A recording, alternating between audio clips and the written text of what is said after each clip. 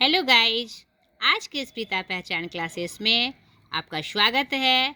आज के क्लास में मैं लेके आई हूँ गोधुली भाग 2 क्लास 10th बिहार बोर्ड गद्य खंड में पाठ 2 विष के दांत, जो नलिन बिलोचन शर्मा जी की एक बहुत बड़ी अच्छी कहानी है, बहुत ही प्रेरणादायक और आज के समाज के लिए बहुत ही प्रासंगिक। तो आज के इस क्लास में हम जानेंगे लेखक परिचय, पाठ परिचय और फिर अंत में प्रश्न अभ्यास। आपकी तैयारी कैसी चल रही है कमिंग एग्ज़ाम के लिए? आपको ढेर सारी शुभकामनाएं। अच्छे से तैयार करिए। हर विषय की एक अच्छी तैयारी आपकी होनी चाहिए। अब आपको 10 दिन के बाद आपको रिवीजन करना है। एक एक चीज़ MCQ हो, चाहे वह क्या कहते हैं शॉर्ट टाइप क्वेश्चन हो, लॉन्ग टाइप क्वेश्चन हो, हर सब्जेक्ट का आपको अच्छे से तैयार करना है। ठीक है, चलिए स्टार्ट करते हैं लेखक परिचय से। नलिन बिलोचन शर्मा। नलिन बिलोचन शर्मा का जन्म 18 फरवरी 1916 ईस्वी में पटना के बदरघाट में हुआ। वे जन्मना भोजपुरी भाषी थे। वे दर्शन और संस्कृत के प्रख्यात विद्वान महामहोपाध्याय पंडित रामावतार शर्मा के ज्येष्ठ पुत्र थे। माता का नाम रत्नावती शर्मा था। उनके व्यक्तित्व निर्माण में पिता के पांडित्य के साथ उनकी प्रगतिशील दृष्टि की भी बड़ी भूमिका थी। उनकी स्कूल की पढ़ाई पटना कॉलेजिएट स्कूल से हुई और पटना विश्वविद्यालय से उन्होंने संस्कृत और हिंदी में MA किया। वे हरप्रसाद दास जैन कॉलेज, आरा, रांची विश्वविद्यालय और अंत में पटना विश्वविद्यालय में प्राध्यापक रहे। सन 1959 में वे पटना विश्वविद्यालय के हिंदी विभाग के अध्यक्ष हुए और मृत्यु पर्यंत 12 सितंबर 1961 उनका निधन हुआ। इस पद पर बने रहे। हिंदी कविता में प्रपद्यवाद के प्रवर्तक। प्रपद्यवाद क्या होता है? यथार्थ नहीं, जो जैसा हो वैसा ही दर्शाना के प्रवर्तक और नई शैली के आलोचक नलिन जी की रचनाएं इस प्रकार है: दृष्टिकोण, साहित्य का इतिहास दर्शन, मानदंड, हिंदी उपन्यास विशेषतः प्रेमचंद्र, साहित्य तत्व और आलोचना, आलोचनात्मक ग्रंथ, विष के दांत और 17 असंग्रहित पूर्व छोटी कहानियाँ, कहानी संग्रह केसरी कुमार तथा नरेश के साथ काव्य संग्रह, नकेन के प्रपद्य और नकेन 2, सदल मिश्र ग्रंथावली, अयोध्या प्रसाद खत्री स्मारक ग्रंथ, संत परंपरा और साहित्य आदि संपादित ग्रंथ हैं। तो ये इनकी प्रमुख रचनाएं हैं। आलोचकों के अनुसार प्रयोगवाद का वास्तविक प्रारंभ नलिन बिलोचन शर्मा के कविताओं से हुआ, जिसमें प्रयोगवाद आधुनिक काल की एक धारा है जिसमें साहित्य में नए नए प्रयोग किए गए और उसे बहुत एक आधुनिक सभ्यता के रूप में दिखाया गया। पहले जो काव्य की शैली थी थोड़ी कठिन थी, दोहा छंद में लिखी जाती थी, लेकिन प्रयोगवाद में जो यथार्थ रूप है, चाहे वह हिंदी का हो और चाहे वह समाज का हो, उस रूप में रचनाएं की गई। तो प्रयोगवाद को वास्तविक जो प्रारंभ है नलिन बिलोचन शर्मा के कविताओं से माना जाता है। ठीक है, यह कहानी विष के दांत तथा अन्य कहानियाँ नामक कहानी संग्रह से ली गई है। ये बात आपको याद रखनी है, MCQ के लिए ली गई। यह कहानी मध्य वर्ग के अनेक अंतर विरोधों को उजागर करती है। कहानी का जैसा ठोस सामाजिक संदर्भ है वैसा ही स्पष्ट मनोवैज्ञानिक आशय भी।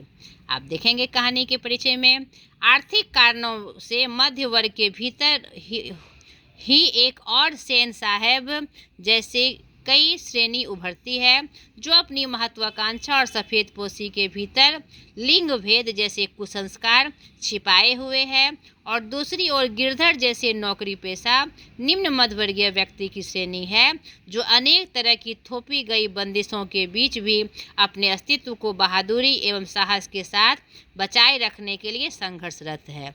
यह कहानी सामाजिक भेदभाव, लिंग भेद, आक्रामक स्वार्थ की छाया में पलते हुए प्यार दुलार के कुपरिणामों को उभारती है एवं सामाजिक समानता एवं मानवाधिकार के महत्वपूर्ण के बानगी पेश करती है।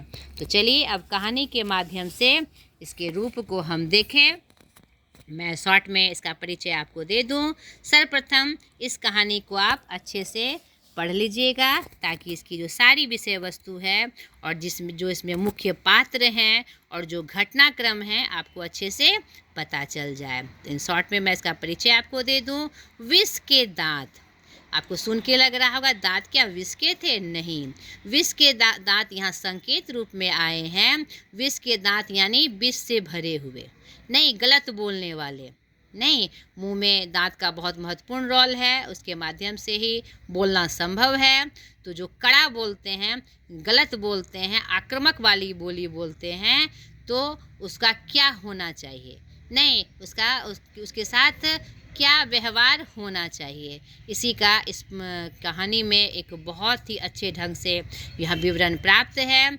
यह जो कहानी है एक अमीर जिसका नाम सेन साहब है, यहाँ पर कुछ एक दो बातें आई हैं कि उनकी कौन सी कार थी, कौन से रंग की थी, उन्हें कितनी लड़कियाँ थी, बेटे का नाम क्या था, उसके ड्राइवर का क्या नाम था, उसके बेटे का क्या नाम था, आपको ये याद रखना है। तो ये एक उच्च वर्गीय परिवार की कहानी है जिसमें 5 लड़कियां होती है और एक बेटा होता है। तो दोनों के जीवन यापन का जो नियम था, दोनों में बहुत अंतर था। 5 बेटियों को सलीके से रखा जाता था, बहुत बंदिशों में रखा जाता था, और जो बेटा था उसे बहुत दुलार करके माथे पे चढ़ा दिया गया था, जिससे वह बहुत गलत हरकतें और बदतमीजियाँ करता था। यहाँ पर लिंग भेद का स्पष्ट वर्णन दिखाया गया है कि कैसे एक बड़े लोग अपने को बड़े कहलाते हैं, लेकिन उनके मन की जो मानसिकता है वह बहुत ही छोटी है, जो समाज में ऐसे रूप को बढ़ावा देती है। दूसरा प्रसंग है यहाँ पर अमीरी और गरीबी का रूप, जिसमें क्या कहते हैं, एक गरीब मदन के द्वारा कार छू लेने से उसे मारा जाता है, पीटा जाता है, और उसके पिता को बहुत सारी बातें सुनाई जाती है, और बेटे द्वारा कार के मोटर पार्ट्स तोड़ देने के बाद उसकी बड़ाई की जाती है कि वह इंजीनियर बनेगा। तो यहाँ पर जो गरीबी और अमीरी की बात है, जो विषमता है, उसका भी चित्रण यहाँ किया गया है। तीसरा इस कहानी में दिखाया गया है कि कैसे गलत चीज़ों का रौब दिखाकर सेन परिवार, सेन साहब अपने आप को उच्च साबित करने की दौड़ में, अंधे दौड़ में भागते रहते हैं, हमेशा श्रेष्ठ बनने की दौड़ में भागते रहते हैं, और कुछ गलत होने पर, गलत रूप का प्रयोग होने पर वह क्या कहते हैं, टाल देते हैं कि ऐसा इसलिए हुआ क्योंकि ये होना था। नहीं, बेटे को मैं अभी से ये सिखा रहा हूँ, यानी अपनी कमियों को ढकना, जो एक छोटी मानसिकता का परिचायक है। उसके बाद इसमें कहानी में एक मोड़ आता है, जब क्या कहते हैं, उसका जो ड्राइवर गिरधर लाल है, उसके बेटे के द्वारा इसके बेटे को सबक सिखाई जाती है, और एक उदाहरण, समाज के लिए एक उदाहरण कि अन्याय करना जितना पाप है, अन्याय सहना भी उतना ही पाप है। अगर हम लगातार अन्याय को सहते रहे तो वह क्या कहते हैं, अन्याय करने वाला उसका आदी हो जाता है, और अन्याय सहने वाला भी उसका आदी हो जाता है। तो यहाँ गिरधर लाल जी जो ऐसी गलती उनके साथ जो दुर्व्यवहार किया जाता था, उनकी नहीं भी गलती होने पर, लेकिन वो जवाब नहीं दे पाते थे क्योंकि उनकी आर्थिक स्थिति कमज़ोर थी और वह उन्हीं के यहाँ काम करते थे। उनका आर्थिक अवस्था खराब ना हो जाए, इसीलिए वह जवाब नहीं दे पाते थे। और एक इसमें 2 तर्क है कि वह सम्मान देते थे, नहीं, उनकी जो भावना थी अच्छी थी, और क्या कहते हैं, और अपने आप को थोड़ा दबा के रखना चाहते थे क्योंकि वह उनके साथ तुलना नहीं करना चाहते थे। लेकिन उनके बेटे मदन द्वारा क्या कहते हैं, उनके बेटे जो सेन साहब का बेटा था खोखा, जो बहुत बदतमीज़ था, उसे क्या कहते हैं पछाड़ कर, उसको नीचा दिखाकर, उसको अपनी औकात दिखाकर, उसके मतलब खेल में ही दांत तोड़कर यह साबित करना कि हमेशा तुम सही नहीं हो, तुम गलत कर सही नहीं हो। क्या कहते हैं, तुम सोचते हो कि मैं सही हूँ, तो वो अपने घर तक, तुम्हारे पिता तुम्हें अगर बढ़ा रहे हैं तो वहाँ पर तुम कुछ भी गलतियाँ कर बच सकते हो, लेकिन समाज में इसे गलत के नाम पर साबित किया जाता है। यहाँ पर मुंहतोड़ जवाब देते हुए मदन उसके दांतों को तोड़ता है। खेल खेल में ही यहाँ वह हर वर्ग को यह एहसास करा देता है कि अन्याय करना जितना पाप है, अन्याय सहना भी उतना ही बड़ा पाप है। इससे हम एक स्वस्थ समाज का निर्माण नहीं कर सकते। और अंततः बेटे के कृत्य पर गिरधर लाल को संतोष होता है कि आज तक जो मैं नहीं कर पाया, मदन तूने कहकर उस वर्ग को जवाब दे दिया जो अन्याय करने में ही, गलतियां करने में ही अपने आप को श्रेष्ठ समझते हैं। तो अंततः इस कहानी का अंत होता है। यहाँ बहुत सारी विषमताओं का चित्रण किया गया है जो आज भी हमारे समाज में प्रासंगिक है।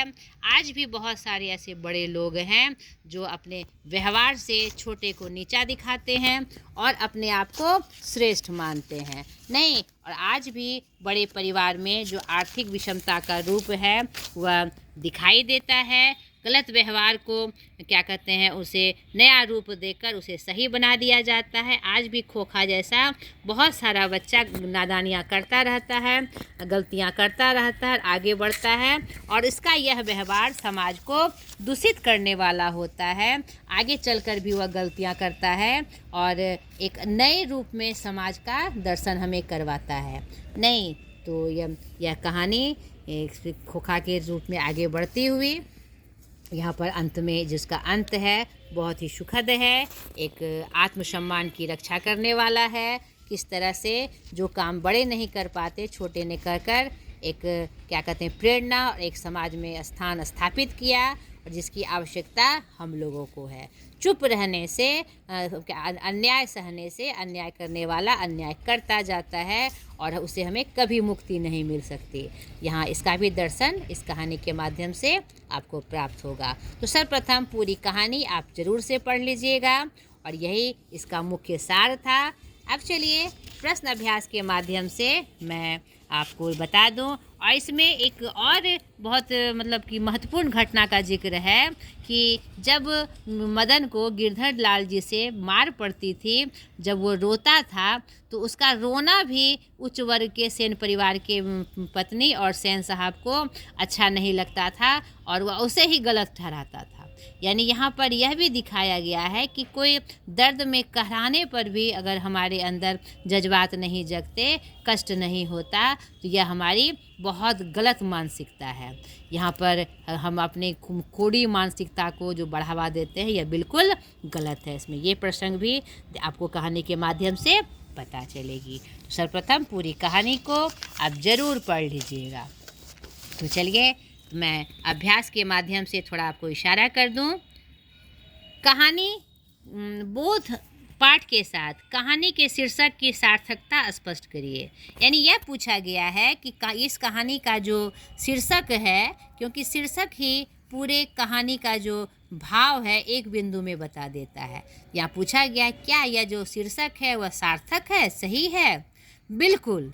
इस कहानी की जो विषय वस्तु है और जो विषमता दिखाई गई है इसमें, चाहे वह लिंग भेद के रूप में हो, चाहे आर्थिक विषमता के रूप में हो, चाहे अमीरी गरीबी के रूप में हो, और अंत में मुंह तोड़ जवाब देने की जो बात है, जो कहानी का मुख्य सार है, तो उसमें यह जो शीर्षक है विष के दांत बिल्कुल सटीक है। गलत बोलने वाले को, जो आक्रामकता वाले बोलने वाले बच्चों को, बदतमीज को, या जो अनुशासन का पालन नहीं करते हैं, उसे विष का दांत का जो नाम दिया जाना बिल्कुल उचित है और ये इस कहानी के शीर्षक के रूप में भी बिल्कुल सटीक है। ठीक है। सेन साहब के परिवार में बच्चों के पालन पोषण में किए जा रहे लिंग आधारित भेदभाव का आप शब्दों में वर्णन करिए। यहाँ जो सेन साहब परिवार का जिक्र इस कहानी में आया है, उसमें बच्चों के पालन पोषण में मतलब बहुत लिंग भेद था। उसमें जो 5 लड़कियां हैं उनकी और एक लड़का खोखा, दोनों के जो का पालन पोषण है उसमें बहुत भेदभाव किया जाता है। लड़कियों में बहुत सारी बंदिशें हैं और उन्हें बहुत ही संयमित होकर रखा जाता है, लेकिन जो बेटा है उसको सारी आज़ादी रहती है। वह घर में जो सहायक लोग थे, नौकर के रूप में, ड्राइवर के रूप में, उससे भी बदतमीजियाँ कर जाता था, गलत गलत हरकतें करता था, अपनी बहनों पे भी हाथ उठा लेता था। यहाँ पर पूरा भेदभाव इसमें दिखाया गया है। तीसरा, खोखा किन मामलों में अपवाद था? खोखा जो घर के नियम थे, नियम उपनियम थे, उसको मानने के में अपवाद था, क्योंकि जो नियम थे सारी लड़कियों के लिए थे, वह किसी भी नियम को नहीं मानता था, तो उसे यहाँ पर व्यंग्य स्वरूप लेखक ने अपवाद के रूप में बताया है। ठीक है। चौथा, सेन दंपति खोखा में कैसी संभावनाएं देखते थे और उन संभावनाओं के लिए उन्होंने कैसी शिक्षा तय की थी। सेन दंपति जिन्होंने अपने बेटे खोखा का मन बहुत ज़्यादा बढ़ा के रखा था और वह जो हरकतें करता था उसको दबाकर उसमें ये बातें कि वो क्या कहते हैं छिपित रूप से कहते थे कि वह इंजीनियर बनेगा। नहीं, अगर वो कुछ सामान तोड़ दे तो कह दें कि उसमें इंजीनियर बनने की भावना है, इसलिए तोड़ फोड़ कर वह उसका जायज़ा लेता है। कल पुर्जे अगर तोड़ दे तो उसे यही कहा जाता था कि वह अभी से ठोक पिटाई का काम करता है। तो वह हमेशा इंजीनियर बनने की संभावनाओं का संकेत यहाँ पर सिर्फ दिखावे के लिए करता था और उनकी ऐसे ही शिक्षा उसकी तय थी। ठीक है। पांचवा है, स्वप्रसंग व्याख्या कीजिए। लड़कियां क्या है, कठपुतलियां हैं और उनके माता पिता को इस बात का गर्व है। तो इस प्रकार का जब प्रश्न आए तो पहले हम पाठ का परिचय देते हैं, फिर लेखक का परिचय देते हैं, उसके बाद कहानी का या जिस भी पाठ का भाव मुख्य भाव बताते हुए इस पंक्ति से उसका संदर्भ जोड़कर उसे स्पष्ट करते हैं। तो प्रस्तुत पंक्ति हमारे पाठ्य पुस्तक विष के दांत से ली गई है, जिसके लेखक नलिन बिलोचन शर्मा जी हैं। इसमें जो इस परिवार में सेन साहब के परिवार में जो लिंग भेद था उसका वर्णन यहाँ व्यंग्य स्वरूप किया गया है। उन सेन साहब की 5 लड़कियाँ थी, वह उसी के बारे में यह पंक्ति आई है कि लड़कियां क्या है, कठपुतलियां, यानी लड़कियों को जो कहा जाता था उसका सस्वर वह पालन करती थी और माता पिता को इस बात का गर्व था कि मैंने जैसा उसे बनाने की कोशिश की वह वैसा ही पालन करती ही थी। वास्तव में उसे एक दबाव में रखा जाता था, बंदिश में रखा जाता था और वह ऐसा करने को विवश थी। ठीक है। खोखा के दुर्ललित स्वभाव के अनुसार ही सेनों ने सिद्धांतों को भी बदल लिया था। प्रस्तुत पंक्ति हमारे पाठ्य पुस्तक विष के दांत कहानी से ली गई है, जिसके लेखक नलिन बिलोचन शर्मा जी हैं। प्रस्तुत पंक्ति सेन साहब के बेटे खोखा के संदर्भ में कही गई है, जो इस कहानी का एक पात्र है और इसमें व्यंग्य स्वरूप क्या कहते हैं जो उसके बेटे का जो अनुशासनहीनता है उसको दिखाया गया है कि वह कुछ भी गलत व्यवहार करता था, वह किसी भी अनुशासन का पालन परिवार में नहीं करता था, गलत हरकतें करता था, गालियां देता था, मारपीट करता था। लेकिन इन सब हरकतों से भी सेन साहब को कोई तकलीफ़ नहीं थी, वह उसका मन बढ़ा के रखा था और जैसा वह कुछ गलत करता था तो उसी के अनुसार सेनों ने अपना सिद्धांत बदल लिया था। यानी कि अगर वह मोटर गाड़ी के कल पुर्जे तोड़ता था तो उसे यह बताया जाता था कि वह इंजीनियर बनेगा, इसीलिए ठोका पीटी कर रहा है।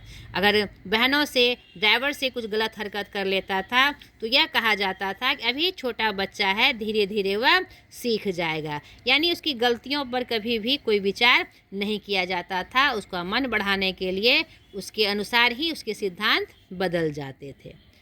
ऐसे ही लड़के आगे चलकर गुंडे, चोर और डाकू बनते हैं। प्रस्तुत पंक्ति हमारे पाठ्य पुस्तक विष के दांत कहानी से ली गई है, इसके लेखक नलिन बिलोचन शर्मा जी हैं। यह पंक्ति सेन साहब का की है और जो क्या कहते हैं मदन के संदर्भ में आई है। ये जो कहानी है इसमें बहुत सारे जो विषमताएं हैं उसका वर्णन किया गया है।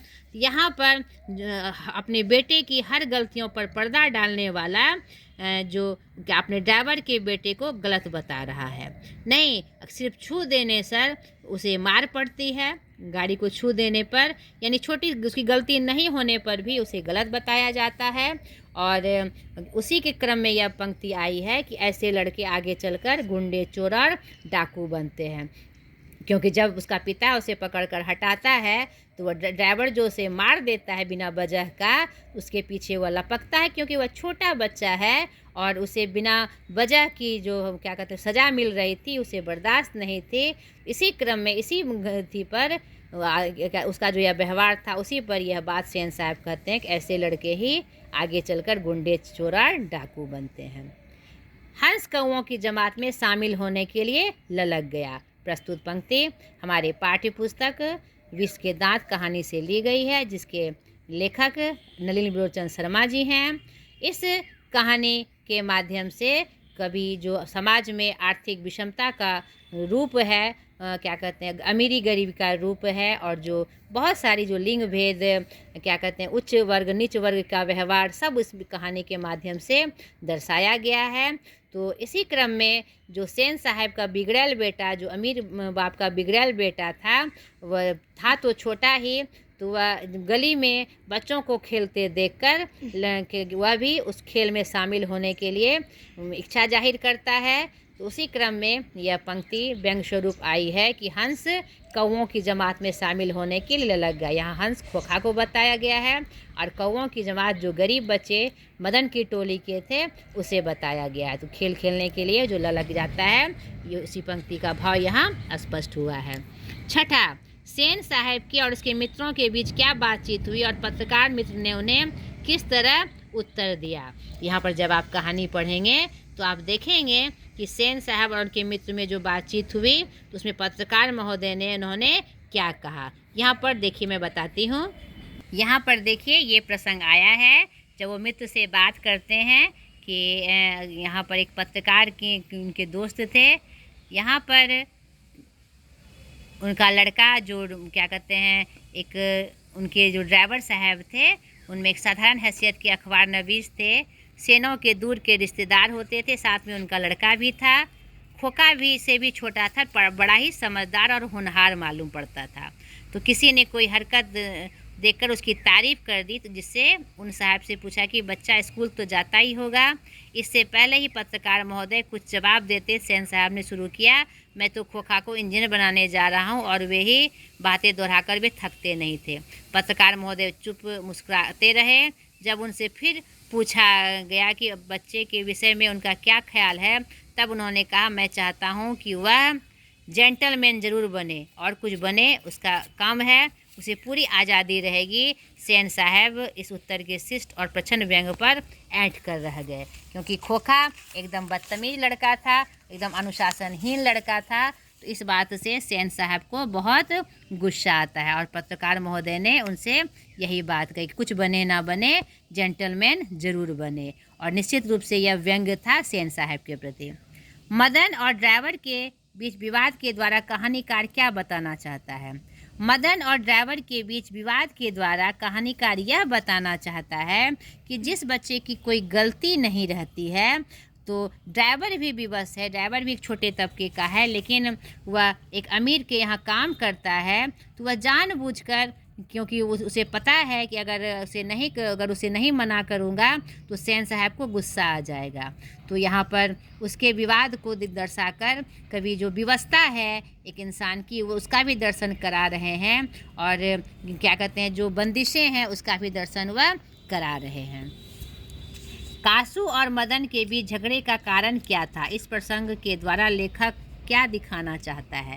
कासू और मदन के बीच झगड़े का कारण कुछ नहीं था। झगड़ा इस बात का था क्योंकि उसकी गाड़ी छूने पर उसे बेवजह की सज़ा मिल गई थी।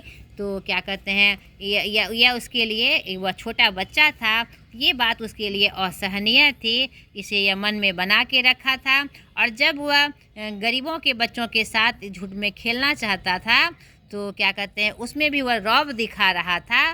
तो यहाँ पर यह उचित नहीं था है। सारे बच्चे एक समान होते हैं। तो यहाँ पर इस प्रसंग के द्वारा लेखक यह दिखाना चाहता है कि यह क्या कहते हैं, हम बच्चों को शालीन बनाए, अनुशासन प्रिय बनाए। इससे वह सारे बच्चों का सम्मान करेगा, और जिस प्रकार वह खुद को समझेगा वह दूसरे को भी समझेगा। यहाँ पर इस कासू और मदन के झगड़े को दिखाकर यहाँ जो हम अमीरी और गरीबी का जो बीज बचपन से बोते हैं, और जिससे आने वाले समय में उसका दुर्व्यवहार बढ़ता चला जाता है, उसके तरफ यहाँ पर लेखक ने इशारा किया है। ठीक है। महल और झोपड़ी वालों की लड़ाई में अक्सर महल वाले ही जीतते हैं, पर उसी हालत में जब दूसरे झोपड़ी वाले उनकी मदद अपने ही खिलाफ करते हैं। लेखक के इस कथन को कहानी से एक उदाहरण देकर पुष्ट करिए। यहाँ पर जब आप कहानी पढ़िएगा तो आप देखिएगा कि क्या कहते हैं, जब भी गरीबी और अमीरी की यानी झोपड़ी और क्या कहते हैं खिलाफ महल और झोपड़ी यानी कि ऊंचा वर्ग और निम्न वर्ग, अमीर और गरीब वालों की जब झगड़ा होता है तो अक्सर महल वाले जीत जाते हैं, क्योंकि उसी के तर्क में लोग उनकी बातें करते हैं। और गरीब झोपड़ी वाला गरीब आदमी गलती ना होने पर भी हार जाता है। लेकिन कब, जब झोपड़ी वाले अब उसकी मदद अपने खिलाफ करते हैं, यानी कि क्या कहते हैं गरीब आदमी बिना वजह जब अमीर का पक्ष लेकर ऐसा काम करते हैं तो ऐसा होता है। तो लेखक के इस कथन की कहानी से एक उदाहरण देकर पुष्ट कीजिए। तो आप कहानी में देखिएगा कि यह प्रसंग आया हुआ है, तो उसको आप वर्णन करके इसमें लिखिएगा। 10 रोज रोज अपने बेटे मदन की पिटाई करने वाला गिरधर मदन द्वारा कासू की पिटाई करने पर उसे दंडित करने के बजाय अपनी छाती से क्यों लगा लेता है। रोज रोज अपने बेटे मदन की पिटाई करने वाला गिरधर मदन द्वारा कासू के पिटाई करने पर उसे दंडित करने के बजाय अपनी छाती से लगा लेता है, क्योंकि उसे एक संतुष्टि होती है।